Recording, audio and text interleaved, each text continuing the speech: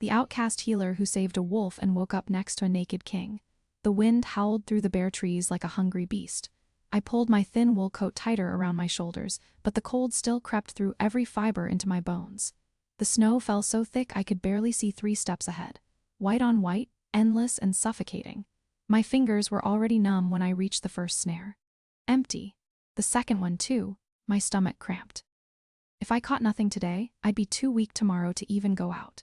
That's how life worked out here at the forest's edge, where no one searched for me and no one knew my name. Issa the witch, they called me in the village. Isolde the cursed. As if I'd chosen to be born with eyes that shimmered silver in moonlight. As if I'd asked for my mother to die at my birth, for my father to shove me into the forest at age 10. Like a mangy dog, I gritted my teeth and trudged through the snow. The third snare lay near the ravine where the terrain turned dangerous. I should have turned back.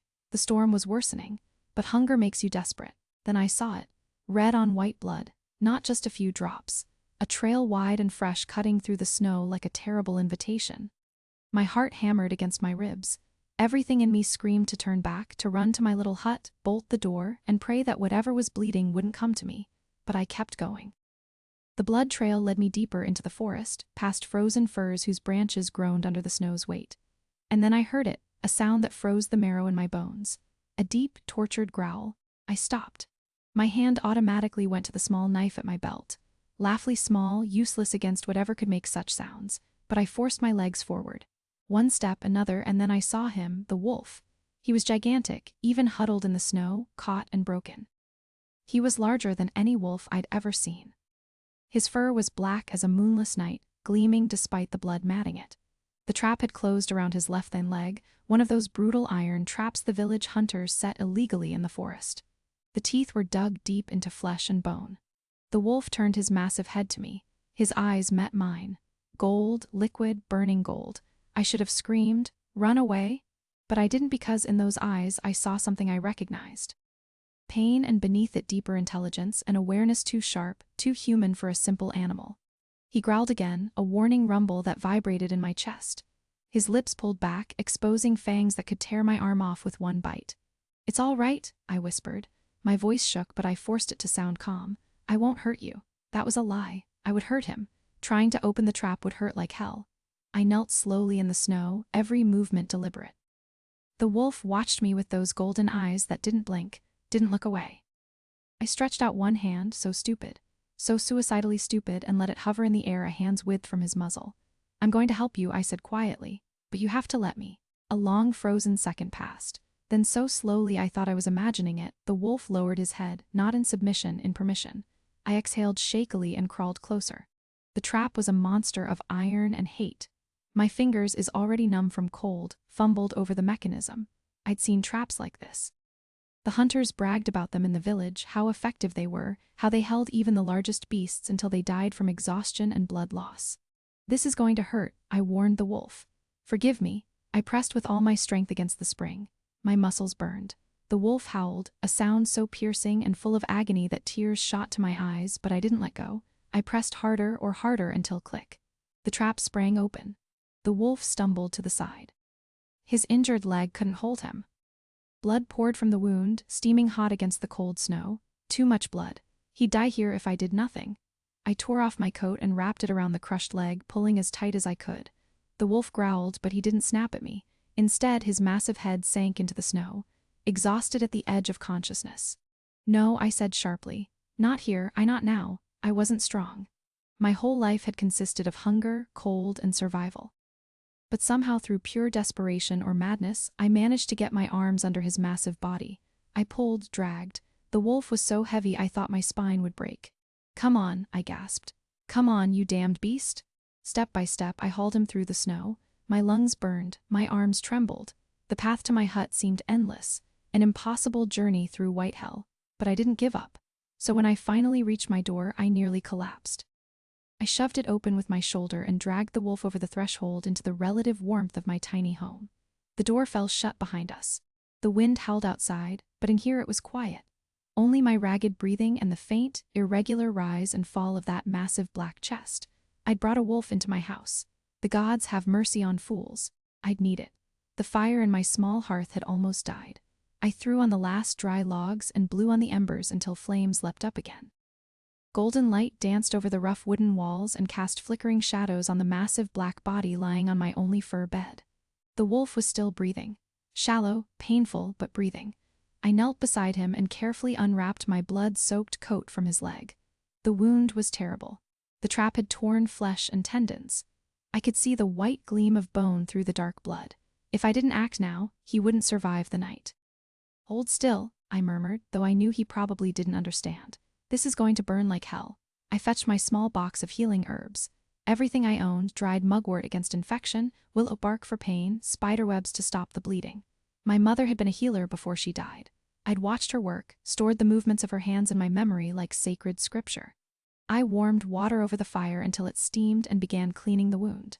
The wolf twitched under my hands. A deep rumble rolled through his chest, but he didn't bite. His golden eyes stayed fixed on me, watchful despite exhaustion. "I know," I whispered as I carefully wiped dirt and rust from the torn flesh. "I know it hurts." Blood flowed warm over my fingers. Strange how familiar this felt, as if I'd done this 100 times before, as if this moment had been written long ago in a language I couldn't read.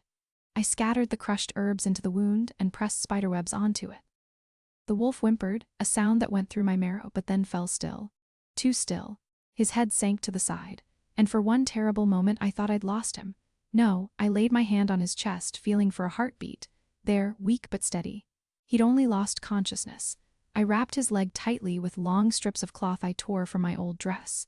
My hands trembled, not from cold, but from adrenaline and the strange intensity of what I'd just done. I'd saved a wolf's life, a monster from the darkest village stories, and now he lay in my bed, vulnerable and breathtaking at once. Night crept in.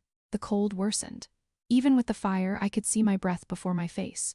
The storm outside raged like a living thing, wind whistling through cracks in the walls, but I pulled my second blanket, thin, patched over the wolf, and sat by the fire. But after an hour, I felt the cold creeping deeper. My fingers were icy. My lips blew, and the wolf, his large body, began to shake. Hypothermia. I recognized the signs. He'd lost too much blood. His body couldn't warm itself anymore. I stood, my body stiff with cold, and stared down at him. This was crazy. Absolutely crazy. But if I let him die after working so hard to save him, you're a fool. "Issa," I muttered to myself. Then I crawled onto the bed with him. The fur beneath us was the softest thing I owned. A bare skin I'd taken from a dead hunter years ago. I pulled it over us both and pressed carefully against the wolf's side that wasn't injured.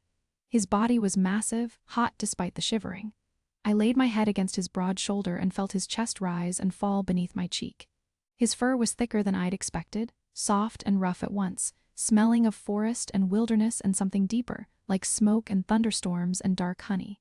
I closed my eyes. For the first time in years, I didn't feel alone. The wolf moved slightly beneath me and I froze, waiting for pain, for teeth in my neck, but instead a deep vibrating sound. Not a growl, something gentler. He was purring, or something very close to purring. "You're strange," I whispered into his fur, "for a monster." His golden eyes half closed, exhausted, so found mine in the darkness. And in them I saw something that made me shiver, not with fear, with something else. Recognition, as if he knew me, as if he'd been waiting for me. I shook the thought away. Exhaustion, just exhaustion. I was on the edge of collapse and my mind was playing tricks. I buried my face deeper in his fur and let the warmth of his body seep into my bones. The fire crackled. The storm howled, and somewhere between one breath and the next, I slipped into sleep. In my dreams, I heard a deep voice, rough as molten metal, finally. But when I woke, I didn't remember. I awoke to warmth. Not the familiar warmth of a fire or wool blanket. No, this was different. More intense, more alive. My fingers lay on naked skin. I froze. My mind took a moment to comprehend what I was feeling. No more soft wool. No more rough, dense fur, but skin. Hot, smooth skin that moved beneath my touch. A play of muscles, of hard flesh and tendons. My heart stopped. I ripped my eyes open. Above me towered a man. No, not a man, a warrior. A king from an ancient story forged from shadows and violence. He was naked, completely naked. His body was a work of art made of scars and muscles. Every line carved by hard work and harder battles. Broad shoulders that gleamed in the faint morning light. A chest that rose like a bellows with each breath. Arms thicker than my thighs. Veins standing out under tanned skin. And his face, gods. His face hard as beaten iron with a jaw that looked like it could bite through steel. High cheekbones, a straight nose that had once been broken, lips full and cruel at once. And above his left eyebrow, a long white scar running to his temple. But his eyes were the same. Gold, liquid, burning gold. I wanted to scream, to run, but my body wouldn't obey. I lay pinned beneath him, one of his large hands braced beside my head on the fur. The other lay on my hip, possessive, firm. "Is you?" My whisper broke off. He didn't move, just stared down at me with those impossible eyes, and his gaze was so intense, I thought he could read my soul. Slowly, carefully, as if calming a skittish animal, he lowered his head. I felt his breath on my skin, warm, terrifyingly close. "Who?" I tried again, my voice barely more than a croak. "Who are you?" His nostrils flared as if he were smelling me, and then a sound deep vibrating coming from his chest. A growl, not threatening, yes, something else. Something that ignited a heat in my belly I didn't understand. I should have pushed him away, should have demanded to know what the hell was happening. But instead, I lay there trapped under his weight, his gaze, this strange electric tension vibrating between us like a charged snowflake before a storm. "Speak to me," I whispered. "Please." His free hand moved from my hip, glided slowly higher over my ribs, my throat, until his fingers gently cupped my chin. He turned my head to the side, exposing my neck. Every instinct screamed this was a submission gesture, that I was in mortal danger. But then I felt it, his lips. They brushed the place where my pulse hammered wildly. "Mine," he growled, the first syllable he'd spoken. His voice was dark corsaro, as if it hadn't been used in a long time. And that word, that one possessive word, made me shudder. "What?" I tried to move, but his hand held me firm. Not painful, but unyielding, as he lifted his head and his eyes bored into mine. "You touched me, my blood, without fear. I was afraid," I protested breathlessly. "But you did it anyway." His voice grew deeper, more satisfied. "You saved me, little healer. You dipped your hands in my blood and closed my wounds. You don't know what that means, then explain it to me." A slow, dangerous smile crept across his lips. It wasn't a friendly smile. It was a predator's smile, having just found its prey. "It means you belong to me." "I belong to no one," I hissed. He laughed, a deep rolling sound that made my ribs vibrate. "Yes, you belong to me because I belong to you. That's how fate works." "Who are you really?" I whispered. His golden eyes grew serious. "Kaelin, 8th king of the Shadowlands, the Black Wolf the monster mothers warned their children about." I stared at him. "You're the king. And you," his fingers stroked my cheek, "are my queen. Whether you want it or not." The pounding on my door shattered the tense silence like an axe. "Open up, witch. We know you're in there." Kaelin moved with speed that should have been impossible for someone who'd been near death last night. He stood naked and dangerous, bearing weight on his injured leg as if nothing had happened. His eyes glowed in the dim light. "The hunters," I whispered, jumping from the bed. "They must have followed the blood trail. Stay behind me." His voice was no longer gentle. It was command, honed and absolute. "You can't, you're naked, you're hurt." A cruel smile. "I don't need clothes to kill men." "Witch." The blow against the door grew harder. Wood splintered. "Give us the wolf." We caught him first. Cain walked to the door. I saw for the first time the full, terrible magnificence of his body in the light. Every scar a story, every muscle a weapon. He was a war god carved from nightmares and blood. He put one hand on the door. "Kaelin, no." He ripped it open. 3 men stood outside. Large, crude figures in dirty fur coats armed with axes and knives. I recognized them. Jurgen, the village blacksmith, Mathis, and his brother Ralph. Brutal men who beat their wives and kicked their dogs. They froze at the sight of Kaelin. "What the hell?" Jurgen stepped back. Kaelin said nothing. He just stood there naked and powerful, and the air around him seemed to vibrate. I could feel the power emanating from him. Ancient, dark, absolute. "The wolf," Mathis stammered. "Where's the wolf?" "Dead." I lied quickly, stepping beside Kaelin. "I tried to save him, but he died in the night." Jurgen's eyes narrowed. "Liar, we saw fresh blood. And who's this?" He pointed his knife at Kaelin. "Your new lover. Started bringing men from the forest like a cheap." The rest of his sentence turned into a scream of pain. Kaelin had moved so fast I barely saw it. His hand gripped Jurgen's wrist, and I heard the distinct crunch of breaking bone. The knife fell into the snow. "You," Kaelin growled, his voice so deep it was barely human. "Don't speak about her that way ever again." Matthews and Ralph stumbled backward, weapons forgotten. But Jurgen, stupid or desperate, tried to break free. "You don't know who we are." "Dead men," Kaelin finished quietly. "You set the trap. You wanted to kill me. It for a pelt for gold. The wolf belonged to us." Kaelin laughed. It was a terrible sound. "I belonged to no one but her." His eyes found mine just for a moment. "And now you'll die. Not because you hunted me, but because you dared break down her door, Kaelin."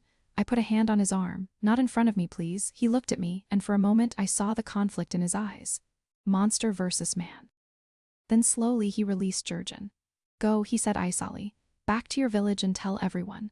The Black Wolf lives, and anyone who dares threaten this woman won't see the next sunrise. Jurgen clutched his broken wrist and backed away, but his eyes full of hate, wounded pride betrayed. This wasn't the end. You'll regret this, witch, he hissed. You and your monster. Kaelin growled, a sound so animal that all three men ran, stumbling through snow, fear driving them faster than their legs could carry them. The door fell shut. Silence, I exhaled shakily, only now noticing my hands were trembling. Kaelin turned to me, his face softening. You should have killed them, I whispered. Now they'll come back with more men, then I'll kill more. He stepped closer and pulled me into his arms. Don't be afraid, Isla. I won't let anyone hurt you. I'm not afraid for me, I murmured against his chest. I'm afraid for you. A deep, satisfied sound. First time in centuries someone's afraid for me instead of afraid of me. I lifted my head. You're impossible, and you're mine. He kissed my forehead softly, almost reverently.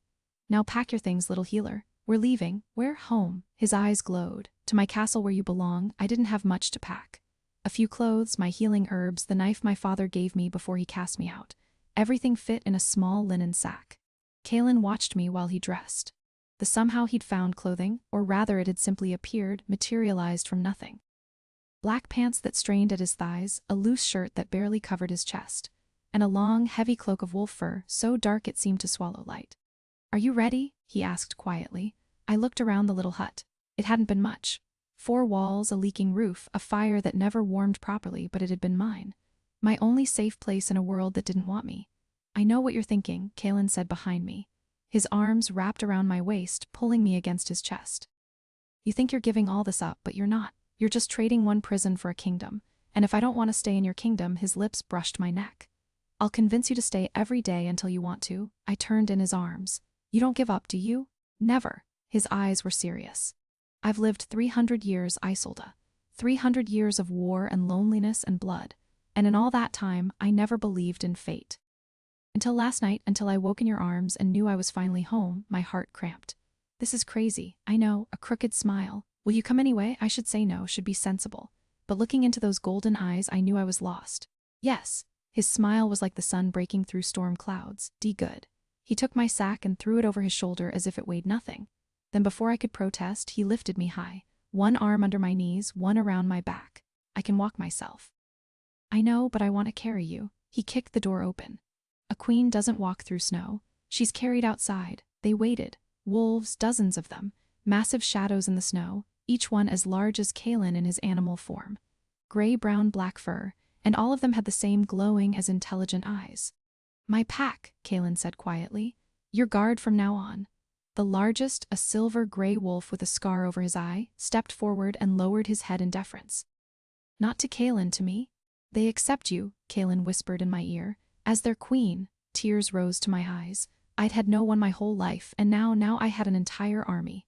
Kaelin set off, carrying me through the snow as if I weighed nothing. The wolves formed an escort around us, a living and breathe in the wall of fur and power. Where are we going? I asked. North into the heart of the Shadowlands. His eyes found mine. To my castle, where I'll have you on my throne. Where I'll claim you before the whole world is mine. And if I want more than just a throne, his grip tightened. Then I'll give you everything. My kingdom, my pack, my heart, everything, your heart. It's been yours since last night, Isolde. You healed it when you healed my leg. I laid my head on his shoulder and closed my eyes. The wind carried us, and around us the wolves sang, a deep ancient song of homecoming and destiny. We walked all day through forests growing ever darker, ever wilder. Snow transformed into black earth. Trees grew larger. Branches so dense barely any light came through. And then I saw it, the castle. It rose from the mist like a dream of stone and shadow. Towers stabbing into the sky while walls so thick armies would break against them. And everywhere on battlements and windows, golden lights glowed. Welcome home, Kaelin whispered. The gates opened as we approached. Guards in black armor bowed. Servants hurried forward, but Kaelin ignored them all. He carried me straight into the great hall. It was breathtaking. A massive room with walls of polished obsidian and floors of white marble. Candles burned in iron chandeliers. And at the hall's end on a dais, 2 thrones swung of black stone carved with wolves, the other empty waiting. White marble carved with roses. Yours, Kaelin said, setting me gently on the white throne. If you want it, I stared at him. You're giving me a choice always. He knelt before me, this mighty king, and took my hands in his. I'll never force you, Isla. You can leave if you want, stay if you want. Hate me or love me or both, but I'll be here every day. And I'll wait. How long? Forever. If I must. I looked down at him, this impossible man with wolf eyes and a broken heart, and I knew my choice had been made long ago, in the moment I freed him from the trap. I'll stay, I whispered. Not because I have to, because I want to. His smile was everything I needed. He stood, pulled me into his arms, and kissed me. Outside, the wolves lifted their voices in a song of triumph and joy. I'd saved a wolf from a trap, and he'd freed me from mine. My queen, he murmured against my lips. My king, I whispered back, and in that moment I knew this was only the beginning.